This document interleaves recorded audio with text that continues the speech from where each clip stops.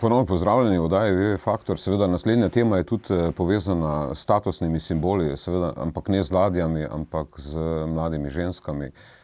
Zakaj starejši moški zapuščajo svoje družine in se selijo k mladim ženskam? Revija Suzi, Slovenske novice, pa seveda tudi moramo omeniti tudi Požar, report našega komentatorja Bojana Požarja, poročajo, da je Tanja Žagar noseča s svojim menedžerjem Mikijem Šarcem, ki naj bi zaradi nje zapustil ženo in 3 otroke. Opazili naj bi jo celo v ljubljanski porodnišnici, kjer naj bi bila na pregledu. Tanja naj bi mamica postala jeseni. Informacije revije naj bi poskušali preveriti tudi pri Tanji in njenem menedžerju Mikiju Šarcu, ampak žal se ne odzivata na telefonske klice, elektronske sporočila, pa tudi SMS-e, čeprav sta sicer zelo odzivna. Pa poglejmo najprej mogoče en nastop od Tanje Žagar.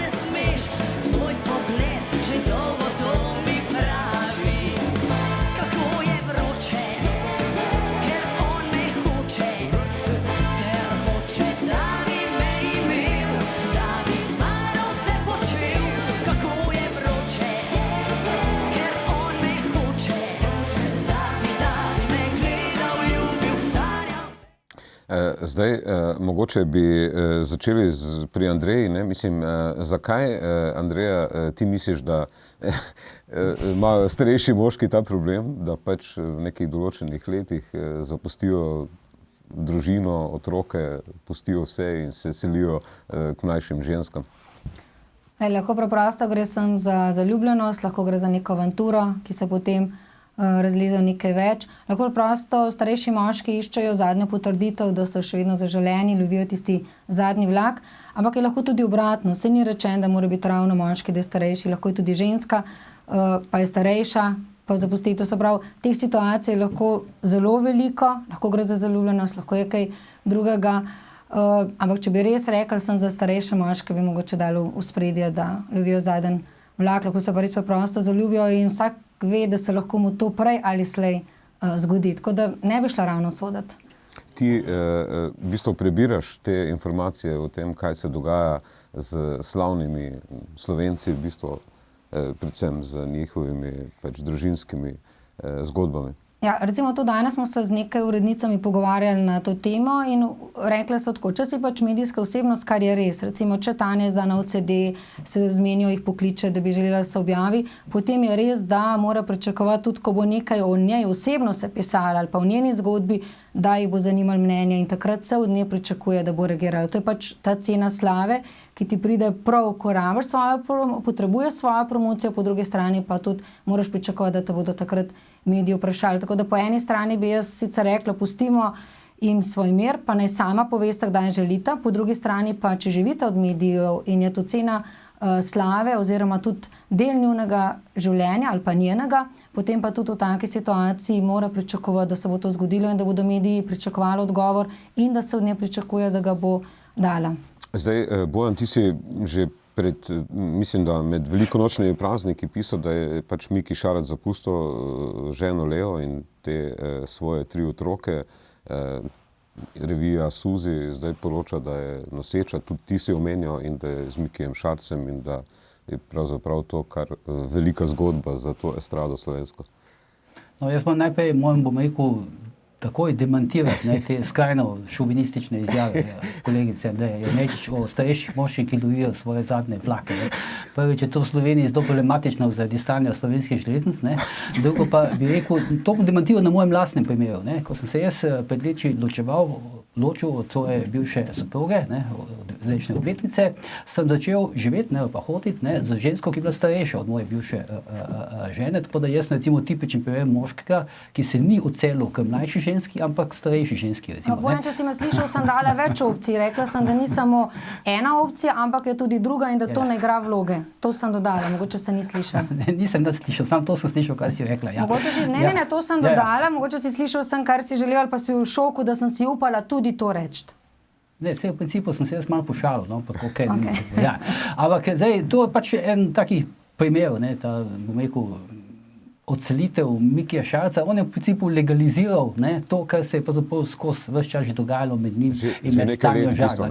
Ja, vrsto let, zdaj je pač, kako bi rekel, fizična, zdaj se je pač odločil, da se bo fizično odselil. Morda je mogoče se to izbral nekoliko napačen trenutek, glede na pač, bom rekel, stanje, ki ga ima, zdravstveno stanje, v katerem se je znašla njegova soproga. Zato so pač mediji v tem poročali med velikonočnimi prazniki, ki so tudi na nek način družinski prazniki in tako dalje. Ampak sicer pa je to običajna zadeva. Lejte, mediji o tem poročajo, pa nas v tujini in tako dalje, tako kot ste že prej ugotovila. Pač ona dva sta tipična zvezdnika, tipična estradnika, Miki Šarec in pa Tanja Žagar, ki živita na račun, ki ustvarjata profit, pa svoje delo na račun tega, da ste v medijih. In seveda, če si enkrat v medijih v dobrem, moraš pač računati, da boš tudi v medijih v slabem, če temu lahko rečemo tako, pač sploh Zdaj, zanimivo je še to, da praktično si ti na nek način po sili razmer sosed in od Tanje in od Mikija, očitno v bistvu v Zupančičevi jami. Tako da si imel možnost mogoče kdaj tudi od blizu spremljati te zadeve, ne samo preko v bistvu virov, bi rekel. Mislim, včasih oba dva srečujem v dvigalu, zato se mi je tudi smešno zdelo, ko je večkrat Miki Šarec, bom rekel, demantiral za neke druge medije, da nima pa zapomnati za Tanjo Žagar, ko smo pa tu nekako videvali na istih lokacijah. Bil sem tudi dvakrat gost na koncertu, mislim, da zadnjih dveh teh velikih koncertih, Tanje Žagar v hali v dvorani Tivoli, ampak bo pa zanimivo tudi to, kar sem napisal. Mislim, mene bo kot novinar recimo bo zanimalo, kako bo ta publika.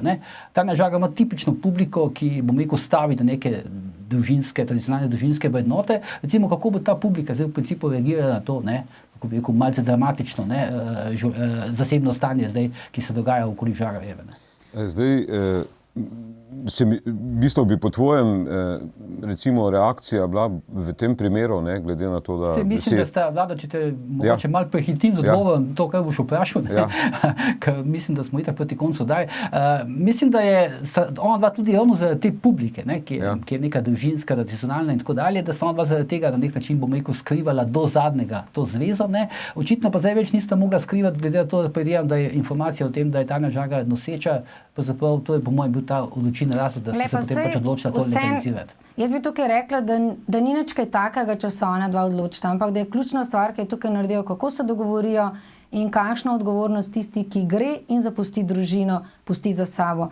In mislim, da je tukaj ključ, ker nikoli ne vemo, kdaj se bo komu kaj takega zgodilo, ampak kakšna odgovornost prevzame. Ne pa, da v bistvu kar zapusti ali pa nobene odgovornosti. Ali pa, da bivša partnerka dobi od centra socialno delo nek poravnavo, koliko bo znašala odškodnina, pri tem pa bivši mož nikoli nič ne plačuje, kar se dogaja tipično v mojem primeru. Zdaj, tu so zelo čustvene zadeve in te čustveni razhodi, Helena Blagne in Zaman in še nekatere druge bistvo zgodbe. Mislim, tu očitno ni možno kontrolirati zadevo, ampak pridejo v bistvu nekontrolirati. Pri Heleni Blagne se pa zdaj pravzaprav dogaja ista drama, ko se dogajala takrat, ko se je Mitja Zaman ločeval od prejšnje žene. Ker pač on je bil poročen, Helena Blagne ga je, mislim, da osvojila na nekem koncertu, ona mu je takrat pela pred leti, mislim, da je bilo to v Mihnu, na njegovem rojstnem dnevu. In potem sta pač začela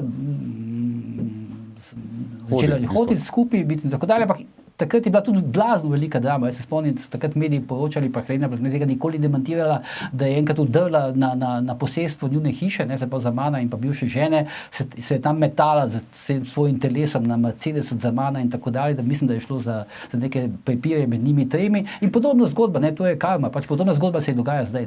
Ampak, Andreja, se je sploh možno izogniti tem ekscesom, misliš, kot ženska? ali pa če bi bila prizadeta, kako bi ti reagirala na tem primeru? V bistvu, recimo? Vse sem bila prizadeta, pač greš naprej, v bistvu se včasih sončeš zobe, ampak ključna stvar, ki je še vedno rečem, je, kako se dogovorita in kako da vsak nese odgovornost. Jaz mislim, da tisti, ki zapusti in če za sabo zapusti dediščino, ki se imenuje otrok, mora za njega znati poskrbeti oziroma je to ključna stvar, ker ti on ni nič kriv. In mislim, da če tega ne naredi, se pa pokaže beda in revščina tega človeka. Dobro. Zdaj, seveda, ker smo že proti koncu, lahko bi debatirali o tem, ampak recimo 58% otrok se rodi v Sloveniji zunaj zakonske zveze, tako da verjetno je to kar problem razreševati. Jaz bi seveda se še nadaljeval pogovor z našima zanimivima komentatorja, stalnim komentatorjem Bojanom Požarjem in gostujočo komentatorko Andrejo, ampak žal se nam je čas iztekel, zato se vam zahvaljujem za sodelovanje na nocojšnji oddaji WW Faktor. Vam, spoštovane gledalke, pa hvala za pozornost. Vse veste, resnica boli, komentarji še bolj in ni vseeno, kdo kaj reče. Lahko noč.